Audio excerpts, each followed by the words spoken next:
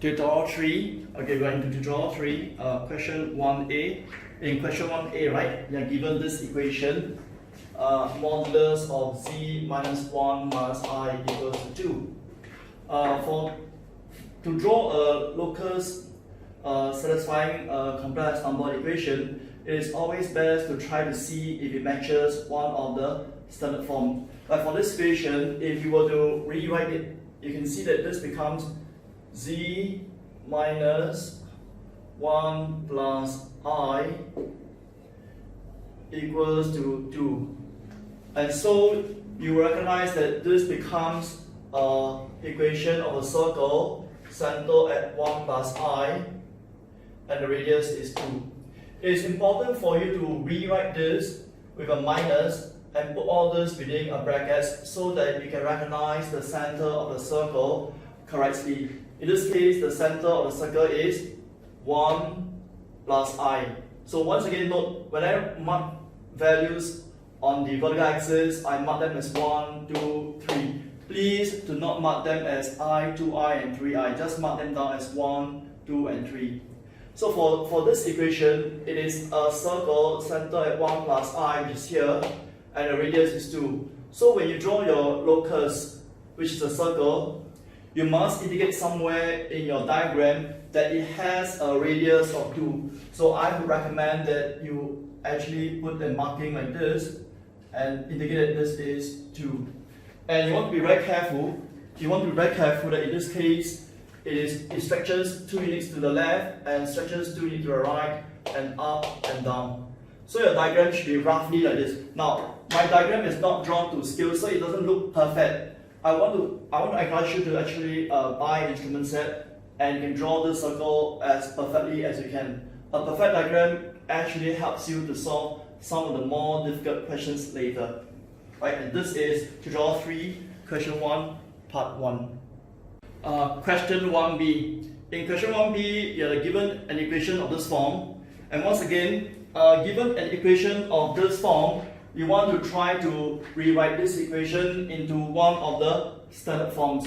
For this case, I want you to watch how I'm going to rewrite this into the standard form, something that conforms to a locus that you already learned before. So I'm going to bring this to the right hand side and keeping this on the left, I'm going to write this thing as z minus 1 plus I. Okay, notice that I have written this as z minus 1 plus I equals to, when I bring this to the right hand side, I'm going to write this as z minus 2 minus 3I. It is very important for you to remember, that you must put this as minus. And now you can see clearly that this represents a perpendicular bisector of the 2 points 1 plus I and minus 2 minus 3I.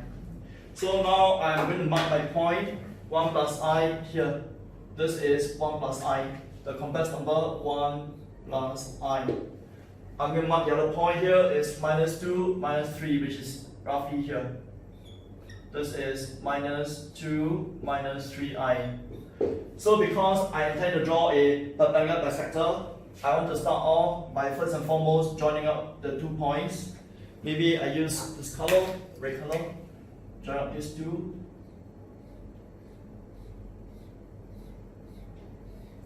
And now I want to make an attempt to draw the perpendicular bisector of these 2 points. So if I'm going to do it using freehand,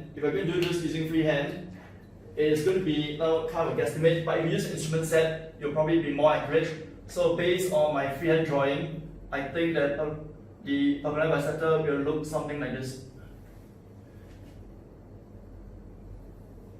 Because it's drawn with freehand, I don't expect to be perfect, but you must indicate on the diagram that this is a right angle, and you must also indicate on the diagram that these two lengths are the same. Right? You can make this marking to indicate to us that you know that this is perpendicular and these two lengths are the same, and then you might want to mark this as the complex number z. So the complex number z are all the complex number along this perpendicular bisector. and all these z will satisfy the equation. And that is question 1b of tutorial 3. In question 1c, you are given an equation that doesn't look like the standard form. So once again, you have to do some form of rewriting. So what I'm going to do is, for the left hand side, I intend to do this. I intend to take out the complex number I, and then I'm left with z plus 1 plus I. Okay, how do I know it works this way? I times z gives you iz. I times 1 gives you I times I, which is I squared, is minus 1. Right? And then for the next one, I'm going to rewrite this thing as minus 1 z minus 5 minus 4I. Okay, how do I know it works this way? Once again, minus 1 times z gives minus z, minus 1 times minus 5, minus 1 times minus 4I. Right, it's a simple rewriting. So after you have rewritten this, you will realize that on the left hand side, the modulus of I can cancel off with the right hand side of the modulus of minus 1. And now I'm going to rewrite this thing further. I'm going to rewrite this thing as modulus of z. Again, you see, this is a plus, right? You must rewrite this as minus 1 minus I equals to, on the right hand side, it's quite easy. Again, you want to rewrite this thing as z minus 5 plus 4I. You want to realize that it is very important for you to rewrite so that this is a minus, and you'll group this together as a complex number, so that you can recognize very carefully that this is actually a perpendicular bisector of the 2 points minus 1 minus I and 5 plus 4I. If you do not rewrite carefully, it is very easy for you to make mistake over here or over here. Right, so now that I've identified the equation correctly, I now want to draw. So this is minus 1 and minus I. So the point minus 1 minus I is roughly here. And then you have the point 5, 4. 5, 4, 1, 2, 3, 4, 5, roughly here. This is roughly 5. And 1, 2, 3, 4. Roughly, you get this roughly. This by freehand. So my complex number 5 plus 4I. 5 plus 4I is roughly here. Right? Maybe I should break down. This is minus 1 minus I. So now I intend to draw the perpendicular bisector of these 2 points. So once again, I intend to join them up in dotted line. And now I want to draw the bisector of this line. So roughly, using freehand, it's going to be something like this. So once again, if it's freehand drawing, it will not be exactly correct, but you have to indicate this as, once again, 90 degrees. And then you must also mark down that this length on this side and this length on this side, they are equal. Then the complex number z lies on this red line. Right, and there you are, question 1c of tutorial 3. In question 1d, you are given the equation of an argument of a complex number equals to minus pi over 6. So once again, you want to start off by rewriting this equation to become argument of z. Again, you must have a minus. This is minus 2 plus 3I. Oops. There's no more than this. This equals to minus pi over 6. So this becomes the standard equation of a half line starting from minus 2 plus 3I. So it's roughly here. This is 3. This is minus 2 plus 3I. And then it says it makes an angle. Remember, this represents a locus of points, which in this case a half line starting from here and making an angle of minus pi over 6 with the positive real axis. So how do you draw this negative pi over 6? This is the translated positive real axis. Right, this is a positive real axis, you just move it up there. With this relative to this positive real axis, you're going to mark down the angle minus pi over 6. Minus pi over 6 is about minus 30 degrees. So roughly minus 30 degrees is roughly like this. Then bear in mind, this point, in drawing a half line, this point is being excluded. So I'm going to draw an unshaded circle, and then I mark down this line. Right, so this gives me a half line starting from the point minus 2 plus 3i, and it makes an angle of minus pi over 6 with the positive, translated positive axis. This is minus pi over 6. Right, so the complex number z lies over here, the red line. And this is question 1D of tutorial 3.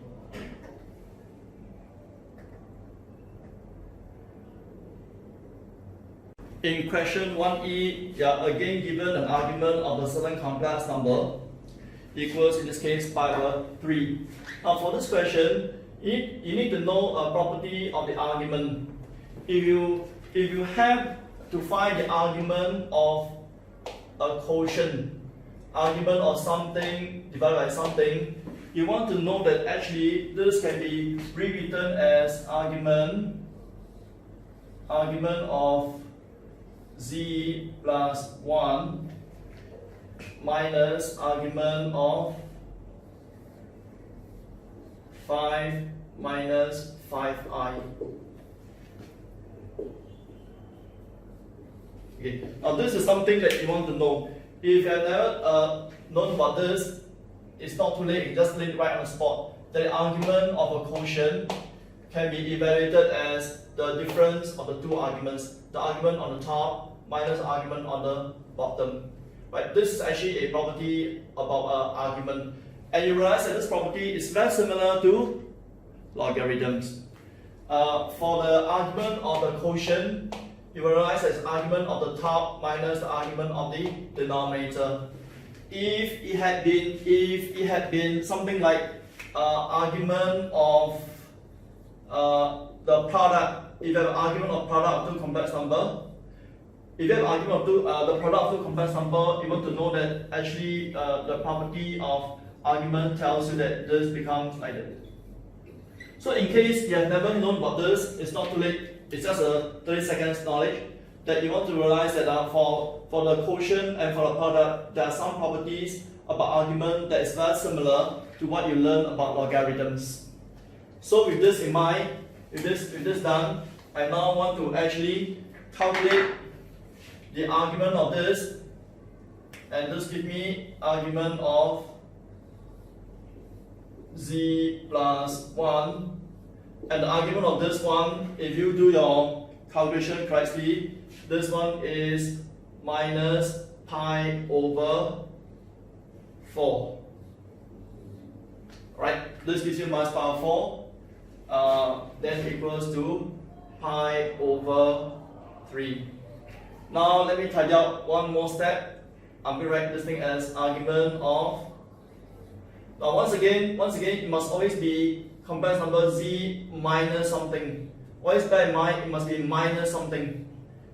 And then you bring this thing over to the right hand side, you are going to get pi over 12. So now with this form, which is something you know of earlier, this is obviously a half line starting from minus 1, and minus 1 is roughly here, right? And it makes an angle of pi over 12. So angle pi over 12 is roughly like this, Okay, pi over 12 is not a big angle; it's quite a small angle. So pi over 12 is roughly like this. And again, right? You must be very careful to know that this starting point, right? This starting point has to be omitted. So remember, this is actually a half line. This is an equation of half line starting from -1, and it makes an angle of pi over 12 with the horizontal or with the positive axis. So in your diagram, you must mark down this is angle pi over 12. You want to show, okay, you want to be very careful, you must show that this is excluded. You must also mark down the angle. And then this is your complex number z. Now, one thing I'll remind you is, in drawing an arc diagram, always remember to label this as the real axis and this is the imaginary axis. Right, and this is tutorial 3, question 1e. Or maybe let me just add on, just in case you do not know that the argument of 5 minus 5i. To find the argument of 5 minus 5i, 5 minus 5i is roughly like this. 5 minus 5i is 5 minus 5. Okay, this is a complex number. 5 minus 5i. And then the argument of this complex number is actually here. And this angle is, because it's going this way, is minus pi over 4. Okay, just in case you do not know this, so I hope this helps you a bit. Okay, and that is 1e. We are now moving on to 1f. And now in the question 1f, you are given yet another equation that involves argument. In this case, this is a bit more, you need a bit more effort to tidy up this expression. And how do you go about it?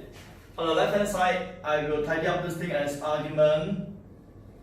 Okay, remember whenever you want to write to the standard form, you want to realize that it must always be a single z. This is 2z, right? Which is no good. So I'm going to rewrite this thing as 2 over bracket z minus half plus I over 2. Alright. Then on the right hand side, I'm going to keep it just as argument of 2 plus I. Now you have an argument of something times another. Do you remember earlier on we said if you have to find the argument of a product, it becomes the argument of the first, which is argument of 2 plus argument of the second. This is z minus half plus I over 2 is equals to argument of 2 plus I. Right? Now with this, I intend to tidy up a bit more. I want to highlight to you that the argument of 2, this argument of 2, you want to know that argument of 2 is just how much? What's argument of 2? It's just equals to 0. Right, so now I can rewrite this thing one more step. I can rewrite this thing as argument of z minus, once again, it must be minus, then open bracket, half minus I over 2. So you must be very careful, you must put minus and put whatever complex number within a pair of brackets so that you won't be confused. You won't be confused what is the point that you're going to look at, you know. So you put minus here like this, so you know you're going to look at this point later on, and then equals to argument of 2 plus I. So now what we have here is the usual equation of a half line. And in this case, this half line will start from this point. Half minus half I. Where is half minus half I? Say maybe roughly here. Half and then minus half I. So roughly here. So I already put a shade circle straight away because I know that's going to be the case. Then you put the translated positive real axis. Alright.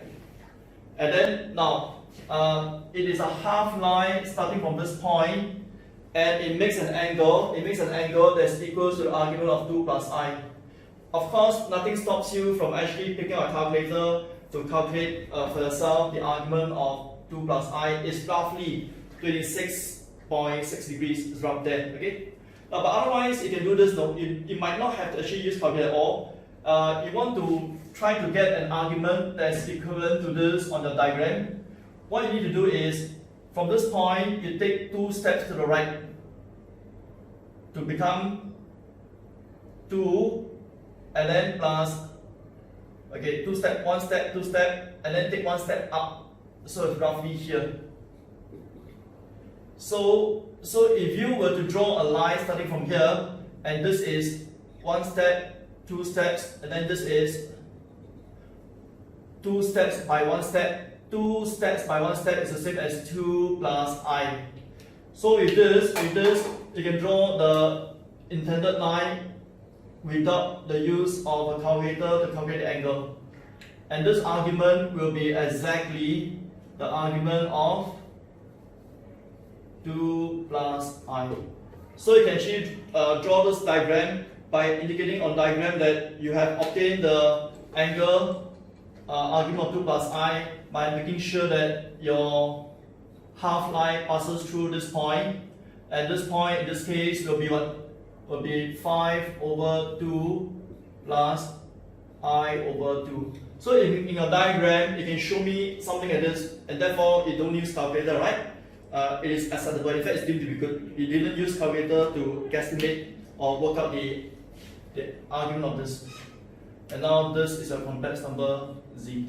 So once again, you want to be very careful when you draw such diagram. You must make sure that you omit this point.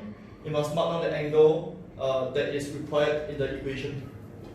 And that is question 1F of tutorial 3.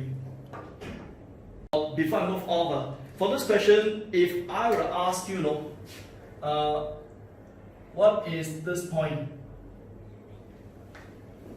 Will you be able to tell me? Sometimes it is not too hard in an argument diagram or in a diagram of locus. It might not be too hard. So sometimes it might be easy for you to actually identify this point. What will this point be? This point is actually 3 over 2 plus 0I.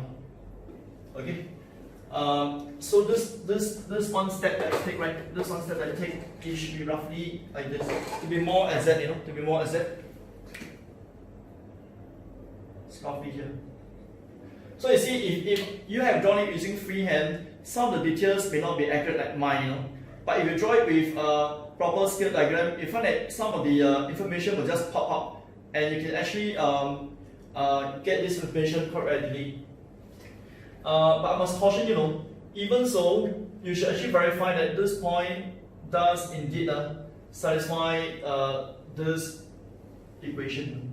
You cannot just take for granted, right? You should actually verify that if I plug this point into this equation, it still satisfies this equation. Although your diagram does give you some indication, but that should not be taken as a final. You should really verify it back with the original equation. Alright, so there's something additional I think I can tell you about tutorial 3, question 1F. In question 2 of tutorial 3, you are given 2 loci, the equation of 2 loci, A and B. By now, you should already be familiar with this equation. This is an equation of a circle, center at 2, and radius is 3. Center at 2, the radius is 3. Can you see? By drawing a circle, center at 2, and going through the 2 points 5 and minus 1, I am actually indicating that the radius is actually 3. For this other one, you want to recognize this one quickly as a perpendicular bisector of 2 points. One point is 2i. 2i is roughly somewhere there. What's the other point? Is the perpendicular bisector of 2 points. One point is 2i. What is the other point? The other point is not I, but minus I. Bear in mind, you must rewrite this thing as z minus I. So now it's actually a bisector between a point 2i and minus I. 2i and minus I, they are both on the vertical axis. So a perpendicular bisector between these two will be a horizontal line that looks like this. And tell me, what do you think is this point here? This point here would be half. Why is it half? Above was 2i, remember? 2i, below was minus 1. So 2 plus minus 1 is 1, divided by 2 is half. So what we have here is actually two loci. One is a circle, and in this case, this is a horizontal line. And in this question, after drawing the two loci, it wants you to actually find out the two complex number where they intersect. Typically, for such a question, what we want to do is to try to find out these 2 points using geometrical means as far as we can. Right? We try to use geometrical means. In this question, in particular, I want to draw you a triangle to help us to find the first point. Can you see this green triangle? Okay, can you see this green triangle? Right, okay. For this green triangle, I want you to realize that horizontally, there's a certain distance that we wish to find. Vertically, the distance is half. This distance is actually the same as the radius, and we know that the radius is 3. So let me draw this in perspective. So you have a triangle that looks like this. And this is half, and this is 3. Right? So knowing that one side is 3 and the other side is half, using the theorem, right? You will know that this length here would be equals to 35 square root 35 over 2. Right? How do you know this though? You can simply use the Pythagoras theorem. You know, right? Square this minus square of this, and then you square root it. So you do your arithmetic. Believe me, you will get square root of 35 over 2. So now if you know that this distance, is the square root of 35 over 2, tell me what would be therefore the first complex number here. What would this point be? Horizontally, right, up to here, right? The real part of this point would be 2 plus this amount, this distance, right?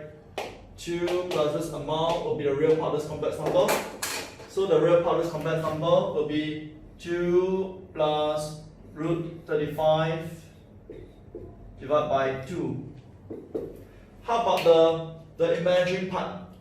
This vertical height is half, same as here, right? So therefore, this is I over 2. So this is one complex number for this point. How about the other one? As much as this is square root 35 over 2, if you go backwards, right? Go backwards to where the red point is. The real part of this red point would be 2 minus square root 35 over 2. And it shares the same height of I over 2. And there you are, the value of the two complex number for question number 2. In question 3, once again, you are presented with the equation of two loci, this and this. Now, for the second one, you are already very familiar with this circle centered at 1 and the radius is 4. So circle centered at 1 here and the radius is 4. By drawing a circle passing through this point 5 and minus 3 is another way of indicating to me or to myself or to you that the radius is indeed 4. For the other one, it is something a little bit new, but not to worry. If you find it too hard for the first one, the part 1, right? Remember, whenever you see something that is not too familiar, you can always try to write this into the Cartesian equivalent by writing the z as x plus iy equals to 4 plus ik. So based on this, you realize that x is equals to 4, while y is equals to k, and y must be more than 0. So based on this, you therefore know that it is actually going to be a line x equals to 4. So this is roughly 4. And then all the x value or the real value must be 4, and the y must be more than 0. So therefore, by this, I know that it must be a line that looks like this. So this is a second locus. We have this is part 2, and this is part 2, and this is 1. Right. Okay. Oops. This is the locus for part 1. Okay. So once again, after drawing the two loci for part 1 and part 2, the question requires you to find this intersecting point. And like what I told you, typically we will try to find this point using geometrical means. In this case, one way to go about it is to see that you have a green triangle here. Can you see the green triangle? In this green triangle, right? In this green triangle, it is not hard to see that this is actually 3. 1 to 4 is 3, and this is actually radius is 4.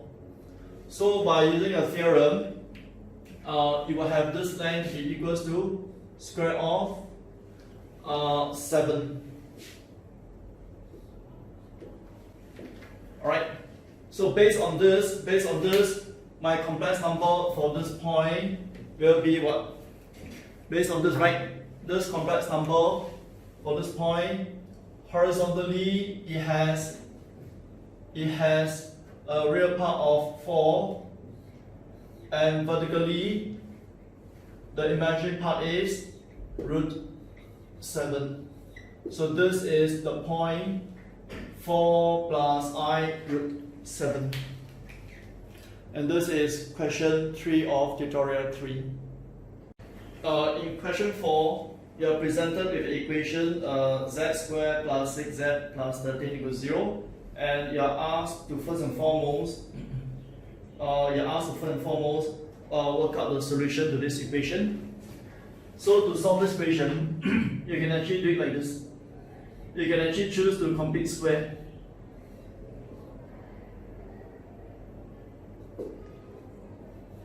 Right? By completing a square and moving terms around, I'll get z plus 3 squared is equals to minus 4.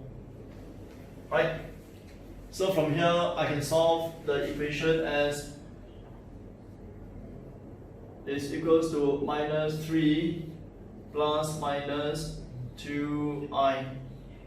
Okay? Right. So this is the two solution of the given equation. And this question, right, it says the argument of z1 is positive. So you want to actually identify z1 and the z2. So z1, right, z1 therefore has to be equals to minus 3 plus 2i, so that the argument is positive. And then my z2 will have to be equals to minus 3 minus 2i. And in this question, right, it says to actually show these roots on the Argand diagram. So for the first root, z1 minus 3 plus 2i is here. This is my z1. And then the minus 3 minus 2i z2 would have to be here. This is my z2. Okay? Let me see. Maybe draw it a bit higher. z2. Okay, then in this question, you're asked to find the modulus and the argument of z1 plus 1 and then z2 plus 1. So let's see again. Z1 plus 1 will be equals to minus 2 plus 2i, and then z2 plus 1 is equals to minus 2 minus 2i. Right. So I have simply worked out what is z1 plus 1 and then z2 plus 1. And then you're asked to find the modulus and the argument of these two complex numbers. The modulus of this complex number, the modulus of z1 plus 1, if you do your arithmetic correctly, it will be just 2 square root 2. And then you do your arithmetic correctly for this is also equals to 2 square root 2. Right?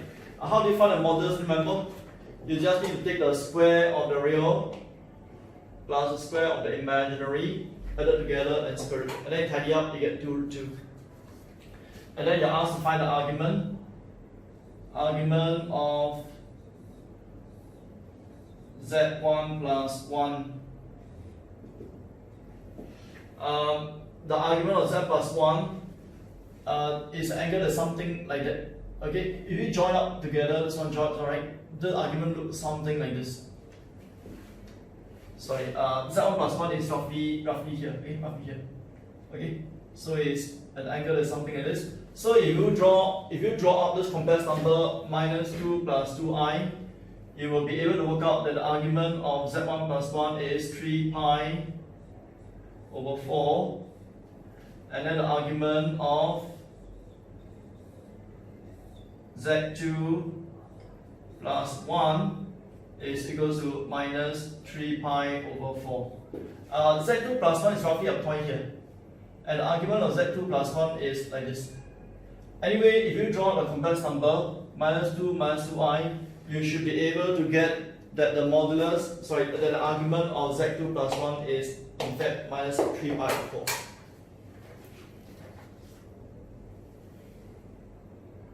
Okay, anyway, for the benefit of those who find hard to follow about finding the modulus and argument, what I've done here is I'm going to do it for z1. This is a complex number z1. If you add 1, you get minus 2 plus 2i. So you just simply have to draw the complex number minus 2 plus 2i. And then this is your complex number z1 plus 1, which is minus 2 plus 2i. So based on this diagram, right, it is not hard for you to find this angle first. This angle, because this is 2 by 2, this angle is straight away pi over 4. And therefore this angle will be 3 pi over 4. So therefore the argument of z1 plus 1 will just simply be 3 pi over 4. And then to find the modulus of z1 plus 1, you could recall, right, to find the modulus of a complex number, it is equals to the real part square plus the imaginary part square. That gives you square root of 8, and square root of 8 is simply 2 root 2. Right, so by this calculation, I have managed to find the modulus and also the argument of z1 plus 1. It is the same calculation, a similar calculation for z1 plus 2. So what we have established up to here is we have two complex numbers found from the equation. One of them is z1 and the other one is z2. And what is a z2 again? Your z2 is equals to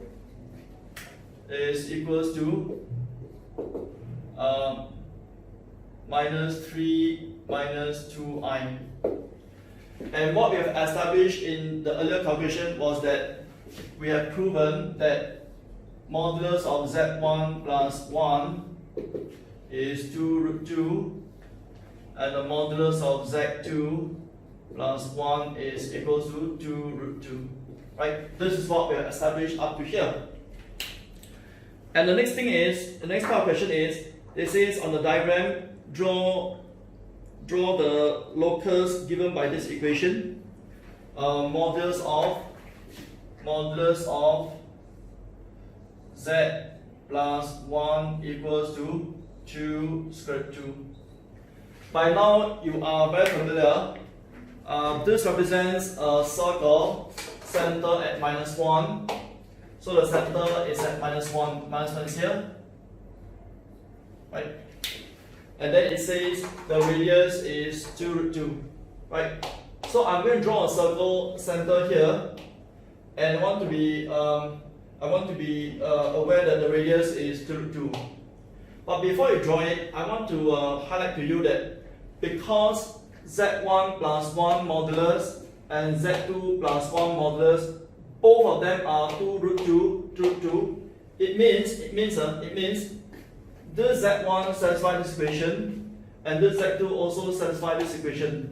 So that in trying to draw my circle centered at -1 and radius 2 root 2, I must be very careful to draw my circle so that it actually passes through the 2 points z1 and z2, because z1 and z2 satisfy the equation. So now I'm going to draw the circle centered at -1, and the circle must pass through my 2 points z1 and z2. So my circle is going to look something like this. And as you can imagine, drawing things with free hand, a circle with free hand, is of course not easy. That's why I urge you again and again to actually invest on the instrument set. Oh gosh, my circle looks horrible. Let me improve a bit on it. So it's good to actually invest on instrument set so that you can draw a better circle than mine. Okay, so let me see. Okay, the circle should look something like this. So I hope I have a better circle than before. This ought not to be the case because you could actually draw it very nicely with an instrument set used on your paper. Alright, so now we have a circle, and in this case, I was very careful to make sure that my circle passes through the 2 points z1 and z2. Right. Then the question goes on to say, find the complex number represented by the point of intersection of this locus and the other one. Another locus is going to ask as argument of z plus 1 equals to pi over 4. And we are very familiar with this equation already. This is actually a half line starting from -1 and make an angle of pi over 4. So starting from here, I will make an angle of pi over 4. So it looks like this. Right? Let me draw it bigger. So we want argument of z plus 1 equals to pi over 4. Right? So this is my half line for this equation. And then the question says, find this intersection point between the red line and the blue circle. So which means we now want to find this point. And again, to find the intersecting point, again, right, we try to do it as fast as possible using geometrical means. How do we go about it? Okay, this same point wherein I drew my half line, from which I drew my half line, this same point is also the center of the circle. And because of this, I can see that this length is also 2 square root 2, right? At the same time, you want to remember that this angle is, how much is this angle? Is pi over 4. So now I can look at this triangle here to help me obtain the intersecting point. Right? So what I have here is actually a triangle. If I may draw it here for you again, I have a triangle where this is 2 root 2 and this angle is pi over 4. And bear in mind, in this triangle, right, obviously because this is 45 degrees, right, pi over 45 degrees, this must also be pi over 4. And this makes this triangle an isosceles triangle. For an isosceles triangle like this, where the hypotenuse is 2 root 2, it is not hard for you to quickly work out that this length has to be 2 and this length also has to be 2. Right? Which means from here to here is a length of 2 and from here to here is a length of 2.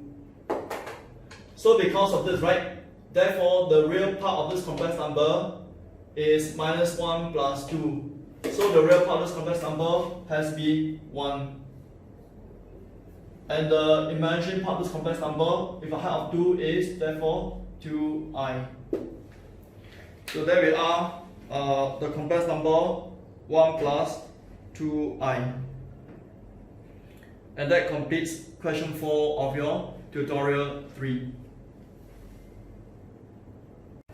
In question 5, you are given 3 points A, B, and C. A represents the complex number small a, and B is the complex number 6 plus 8i, and C represents the complex number small c. And you are told that OABC in an anti-clockwise direction, right, forms a square. So OABC will form a square. So how does a square roughly look like? If OABC form a square, then your square should look something like this. It should be something like this.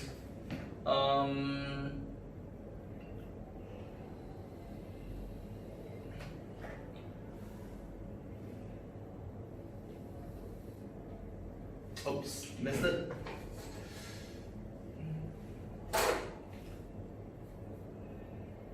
Okay, OABC. Okay, so your square should look something like this.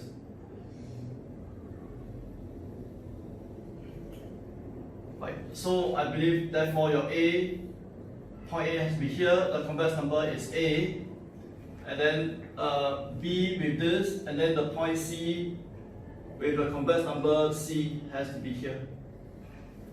Right. So what we have here is actually a square. OABC in the anti-clockwise direction. So these these 4 points form a square. And then the question asks, why is C equals to IA? C equals to IA. Now, in complex number, in our Venn diagram, you can represent a complex number very much like a vector. So this one, if you like it, this is like the so-called complex number A. And then this is like the complex number C. It's very much like vector. It's very much a vector. And then you learn that if you rotate 90 degrees anticlockwise, the complex number A when rotated 90 degrees anticlockwise, right? To rotate a complex number 90 degrees anticlockwise is as good as multiplying by I. If you multiply I to a complex number, it has the effect of turning the complex number anticlockwise 90 degrees. So therefore, if you times the complex number A by I, you get C because C is A rotated 90 degrees anti-clockwise. That's why you have this first result that C is equal to IA. Then next it asks you, how come A plus C how come A plus C is actually 6 plus 8i? So A plus C is equals to 6 plus 8i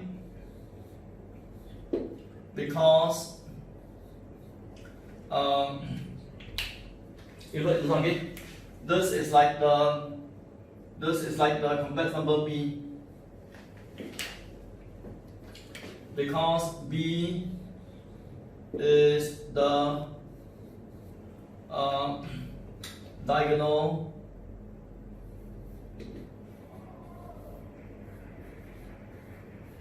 of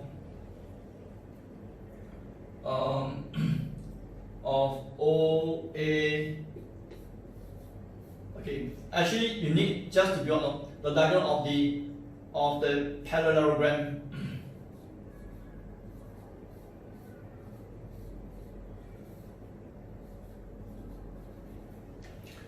Just like vector, right? The diagonal of a parallelogram is actually the sum of the two sides.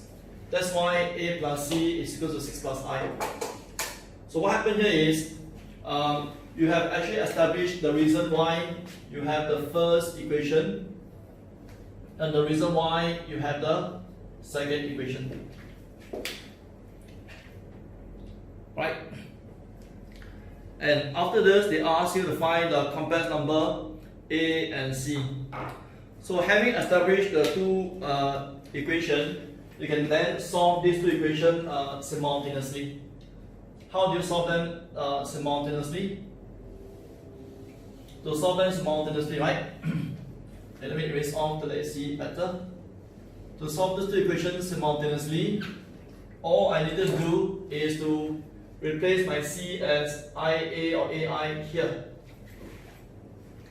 So if I place my C as AI here, what I have is A plus AI is equals to 6 plus 8i. So the complex number A is equals to 6 plus 8i over 1 plus I. If you do your rationalization, right, that means you multiply by 1 minus I to the bottom and to the top. You multiply by the conjugate of the denominator, right? 1 minus I and 1 minus I. So if you were to multiply the top and bottom by the conjugate of this fellow, and so you multiply by 1 minus I, and perform your calculation, believe me, you will get 7 plus I for A. Okay? So this is how you can find the complex number A. Now having found A, now I can go back to find C. Putting this into here, you find that C is equals to minus 1 plus 7i. So solving the two equations simultaneously, I can get my complex number A and C. Then the next part of the question is on the diagram, right? On the single diagram, right? You're supposed to show the point OABC, which I have already done here. OABC, and then you're asked to actually do a part A, Z minus 3 minus 4i equals to 5. So for part A, right? Okay, for part A, let me erase all this again. Let me erase all this one, all this calculation. And maybe now I should write this thing down for you. This is actually 7 plus I, and maybe I should write this as well. This is minus 1 plus 7i. Okay, now you're required to draw the locus for part A. What is part A? Modulus of z minus 3 minus 4i equals to 5. And this again becomes a circle center where? What's the center of the circle? By now, you should be very familiar that this represents a circle, and the center is at where? The center is at 3 plus 4i. Incidentally, right? Incidentally, if you note again, this is 0 plus 0i, right? This is 6 plus 8i. The center of the circle happens to be exactly at the center of this diagonal. So this is actually 3 plus 4i. Okay, so now you want to draw a circle whose center is 3 plus 4i and the radius is 5. Now for this question, you are very careful. No? You want to realize that because this length is 10, how do you know it's 10? 6 and 8, right? 6 and 8 using the Pythagoras theorem give me a length of 10 here. This is 10, right? Therefore, midway, right? Midway, this distance is 5 and this distance is also 5. Which means when I draw a circle, I must make sure that it will pass through the point 0, must pass through this point, must pass through this point, it must also pass through this point. What's more, because this is also the midway of these 2 points, therefore this distance will also be 5 and this is 5, which means the circle that I need to draw, center at 3 plus 4i, must pass through the 4 corners of the square. So now with this understanding, I am now going to draw the circle, and as you can expect it won't be perfect, I know, because I'm drawing freehand.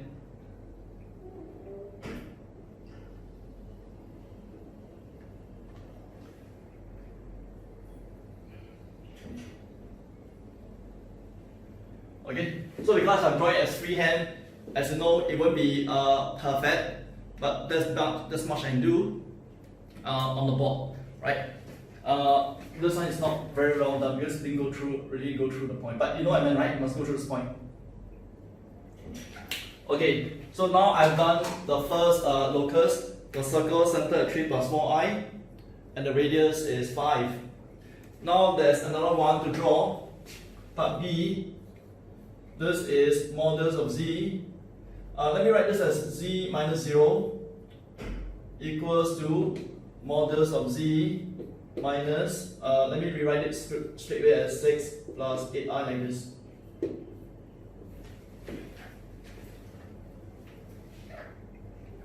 Okay. Once again, you realize that in this case, right? In this case, this is actually a perpendicular bisector of 2 points. The points are 0 and 6 plus 8i. 0 happens to be this corner of the square, and 6 plus 8i is that corner. So I intend to draw a line that bisects these two. And because this is a square, when I draw a line that bisects these 2 points, you want to realize that this line must also go through this point A, must go through this point A, and must also go through this point C. So what I'm trying to say is, in trying to draw the loci of A and B with respect to an earlier diagram, right? You must be very careful to make sure that the relative position must all be taken care of. You cannot just draw it anyhow. Like for example, if I wasn't careful, I just simply draw a circle, just like that. Then you're wrong already, right? Immediately you're wrong. Likewise, you draw this perpendicular bisector. You also must be very careful. You must make some judgment and realize that actually because the square, the perpendicular bisector of the diagonal will pass through the other diagonal as well. So that means my second locus will look like this. Okay, the green one. So the green one, right? The green one is actually the locus for part B, and the red one is actually the locus for part A. So in your test exam, you might want to label like this, right? To tell me that part A, you are drawing this for this. Part B, you are drawing this for this. And this is question 5 of tutorial 3. Right, so be very careful though. When you draw a few things on the same diagram, you cannot ignore the relationship that could be there. And if you draw it blindly, right, you lose marks, because you're expected to check and draw them, although it's not, okay, if you are doing freehand, it won't be accurate, but it might at least demonstrate that you know the relative relationship between the various objects on the diagram. Okay, so that completes question 5 of tutorial 3.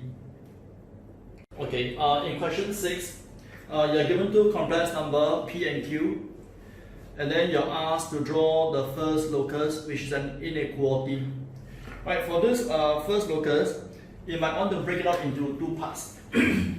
First and foremost, you have to break it into modulus of Z equals to modulus of Q. So for the first one, right? For the first one, you will recognize that this is actually a circle. Why is it a circle?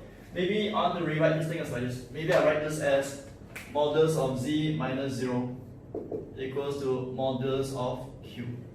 Right?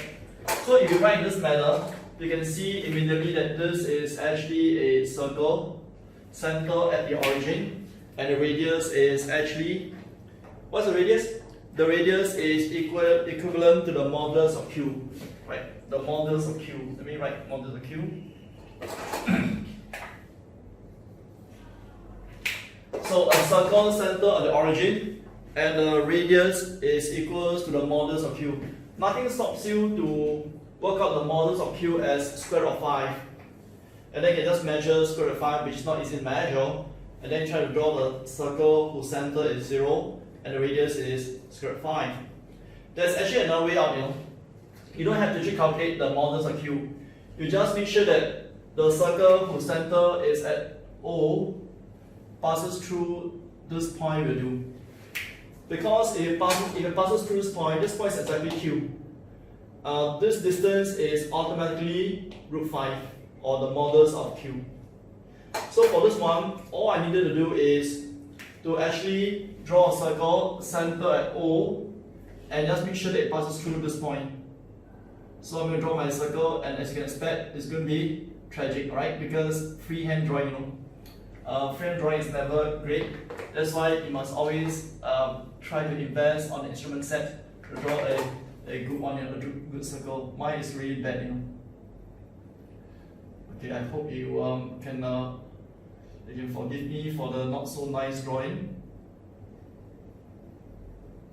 And you see, when I drew the first circle, right, I was very careful to draw it as dotted. Why dotted? Because I know that I need to satisfy this inequality, so I drew it as dotted, right? Then for the second one, you want to actually look at this other one, modulus of Z minus 0 equals to modulus of P. And once again, nothing stops you from calculating the modulus of P. In this case, it's not too bad, it's 5, right? The modulus of P in this case is not too bad, it's 5. So you can really measure and then draw out. But otherwise, you can do this like what we had just now. It passes through the point 3 minus 4 will do. As long as you draw a circle center here and it passes through this point, you are assured that the distance here is exactly equals to the modulus of P. So when you draw it, in this case, I'm going to draw it as a solid line. Why do I draw a solid line? Because I know that over here, there's an equal sign. So I know that it must be equal sign, and therefore it is a solid line. So once again, freehand circle, you can expect it to be not that great. So for you, when you do your drawing, right, I would urge you strongly to use an instrument set so that you can draw a nice, proper diagram, much better than mine on the board freehand. So now put together, right? This is a case where you want the modulus of Z to be between these two numbers. All those complex numbers Z whose modulus is between these two numbers, between this and this, would have to be regions that is within this concentric circle. You take any point in this concentric circle, you'll realize that, like, say you take a point here, you'll realize that the modulus of Z, which is actually this, it means the distance from origin to the point in question. the distance from origin to the point in question, you'll realize that it is always more than this and lesser than this.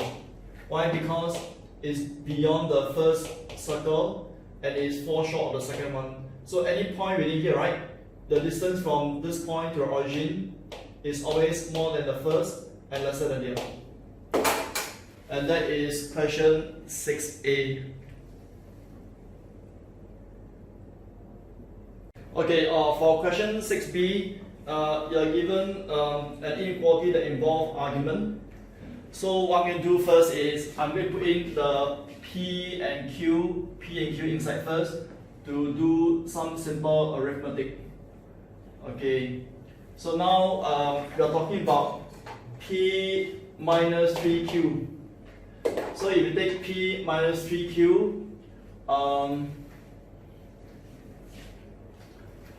I believe you will get minus 10i. Okay, let me check again. P minus 3Q. Alright. Small than or equals to argument of, and now you want to do the product of P and Q. The product of P and Q. Let me do the product. 3 plus 8, 11. Minus 4 plus 6. So this is P times Q. So having done this, right? Now to actually draw the loci, you might want to look into this too. Firstly, this one, right? This one is, you look at argument of z equals to argument of minus 10i. What is the argument of minus 10i? It's not hard. This is minus pi over 2. Okay? And then the other one you want to look at will be the argument of z equals to argument of 1 plus 2i. Right? Of course, nothing stops you from using a calculator, okay, to calculate the argument of 1 plus 2i, but I'm going to leave it here. So now I'm going to draw my loci for these two. Please label your axis real and then imaginary. Okay. So if you recall, right, this is actually a half line starting from where? Starting from argument of z, right? It's a half line starting from where? Starting from the origin itself. Why do you think it's a half line starting from the origin? Because argument of z, right, is the same as argument of z minus 0. So you're going to start from origin and draw a half line starting from origin. A half line that makes an angle of minus pi over 2. So a half line starting from origin will be like this. This angle is obviously right. Next, you want to draw a half line starting again from the origin, and then the argument is the same as 1 plus 2i. And instead of calculating the angle for this argument, I can do this now. I can say I'll take one unit, this one, and then 1. This is 1 and this 2. I can just make sure that when I draw my half line for the second one, I just make sure that it passes through the point 1 plus 2i. If you were to draw your, okay, not very long mark. Okay, let me see. One small mark again. You said sometimes on the board you can't see the orientation well. Okay. So I'm going to draw my half line that will go through this point. And you label this point as 1 plus 2i. So if you draw your line that passes through this point 1 plus 2i, you are guaranteed that this angle is automatically the argument of 1 plus 2i. But then, this is a strict inequality. I therefore want to be very mindful that this must be dotted line. And lastly, because you are asked to find locals of z that satisfy this inequality, those z whose argument are between this and this will be those z that lies here. Right. So be very careful. No? This is solid line and this dotted line. This unshaded circle. Label your angle, and make sure you do your shading correctly. We shade the region that we want. And this completes completes question 6b of tutorial 3. Okay, now coming to question 7. In question 7, you are given two loci, 1 and 2. By now, as I said, again, you know this, right? This is going to be a circle. What is the center of the circle? Again, you must write this as minus open bracket. And if you do it correctly, the circle has a center of 3 minus 4i, which is here. And then the radius is 5. The radius is 5. So when I draw this diagram, I am very careful to make sure that I draw the circle passing through the origin. Because if this is 3 and this is 4, the theorem tells us that this is 5. So I'm very careful to draw this diagram as accurately as I can. Now, if you were to draw a very accurate diagram, I want to highlight to you that you should actually know that this point is 6. And if this is minus 4, this point has to be minus 8. So if you draw a very accurate diagram, you will be able to get this information quite readily. But even if you don't have a compass, you can actually know that this is 6 because by symmetry, in here to here is 3, and the center is right beneath, right? This has to be another 3 units. Likewise, if the center is here, if this is 4 units, this is another 4 units. So if you were to draw this one accurately or deduce it from the way I've done it, you will be able to know that this circle, apart from passing through the origin, it will pass through 6, 0 and minus 8, 0. Then next, you're asked to draw a perpendicular bisector between 2 points. Which are the 2 points? The 2 points are 2 plus 3i. So 2 plus 3i is roughly here. 2 plus 3i. The next point is what? 10 minus 3i. 10 minus 3i is roughly here. This is 10 minus 3i. You're asked to draw the perpendicular bisector of these 2 points. Now, if you were to draw it very accurately, you will be able to see that the perpendicular bisector between these 2 points, okay, if you draw a very accurate diagram, right, is actually this green line. This green line will pass through the center of the circle and you go all the way to, okay, this is your locus for the B, right? Now for this question, if you do not draw it accurately, right, you'll find that you might miss out some details, such as what I've shown to you. It must pass through 6 and minus 8. Okay. Now, but then you cannot just base on your skilled drawing and straightway jump to a conclusion. You should actually verify that this locus does indeed contain this point, contain this point, contain this point by doing this. No, again, let me show you an example. You have to verify.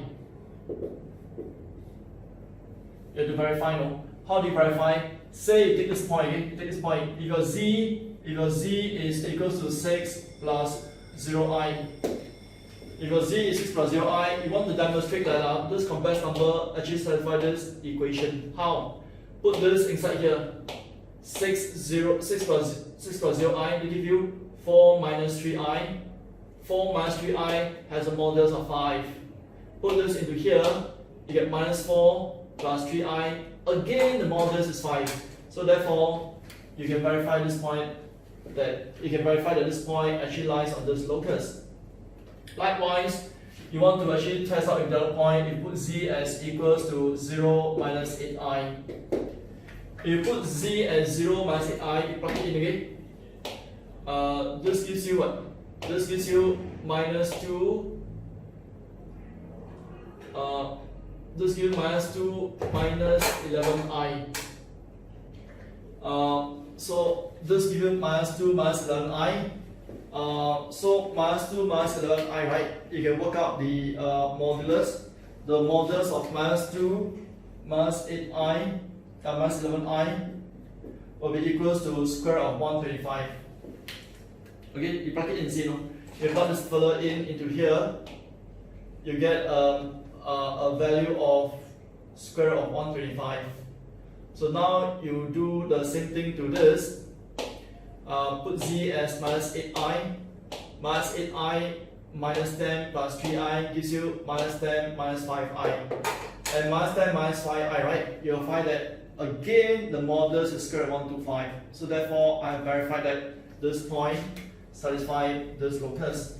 And likewise, you can try the third point. So you must check, you mustn't take it for granted.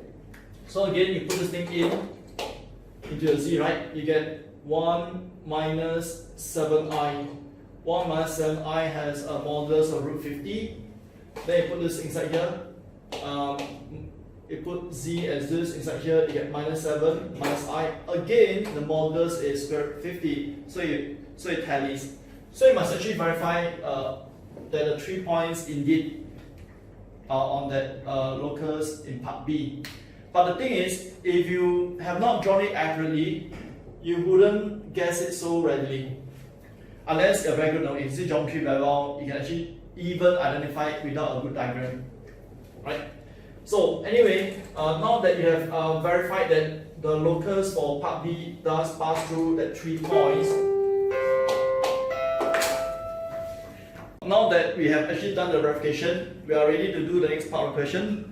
In the next part of the question, you are asked to actually find the greatest and least modulus z when you have, okay, now they have changed this into an inequality. The next part of the question, right? Instead of equals to 5, they have changed this to be lesser than or equal to 5. So what's the meaning of lesser than or equal to 5? If it's lesser than or equal to 5, it means those z are within the circle, right? Within the circle. Those z values that satisfy this inequality, right? Is everything that is within the circle. Everything within the circle. Okay? And then the other one, they have changes to be more than. Okay. So let me do this a bit more. If we change to more than, what it means is modulus of z minus 2 plus 3I is more than or equals to modulus of z minus 10 minus 3I, right? So if you read this one carefully, it means the distance from this point to z is shorter. The distance from this point to z is shorter. So at this point, 10 minus 3I, 10 minus 3I is here, right? This means your z values, right, are nearer to this point. So based on this, right, with this at the demarcation, to satisfy this inequality, the z values are those values that's on this side. So taken together, the inequality this and the inequality for this, right? The region that you're looking at right now, therefore reduces to just here. Why is it here? Because on one hand it is within the circle, on the other hand it is nearer to 10 minus 3I. So this is the region they are talking about. With this region of z, with this region where the z lies, Now you are asked to answer a question about greatest and the least value. They want you to find the greatest and least modulus z. To answer this question, you must go back to the understanding of what is modulus z. Modulus z is the same as this. So this one means the distance. This one means the distance from origin to z. Where are your z? Your z are all over here, right? All over here. So you have to find both the greatest and the least distance. The greatest distance from origin to z, from based on your other questions in the notes, right? The greatest distance from the origin to z, right, is actually here. From the point O, you actually go through a center and go to the side. This distance from O to this z here, this is the greatest achievable distance. So what is this distance? This distance is exactly the diameter. So therefore the greatest mod z is just the diameter, which is just 10. How do you find the minimum? How do you go about finding the minimum value of mod z? Now, minimum value of mod z means the shorter distance from origin to z. How can you achieve the shorter distance from origin to z?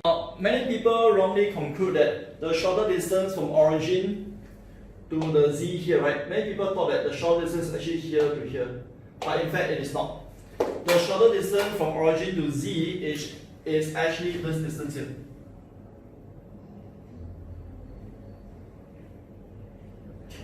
Where this is perpendicular, right?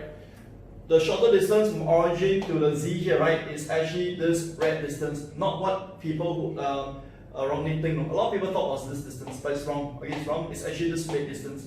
It's a perpendicular distance from the origin O to this green line. So now, how do you find this distance? Allow me to call this distance. H. Okay.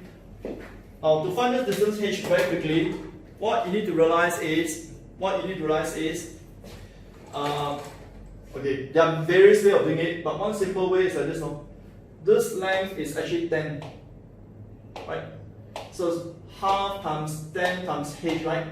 Half times 10, half times 10 times h gives me the area of the triangle. And then by the earlier discussion, if you are careful to draw it correctly, you will know that this triangle can also, the area of this triangle can also be found by taking half times 6 times 8. So it's equals to half times 6 times 8. So with this observation, you can quickly conclude that the minimum modulus z, which is your h, right? It will turn out to be, okay, just do a simple arithmetic, is 4.8. And that actually concludes our discussion for question 7 of tutorial 3.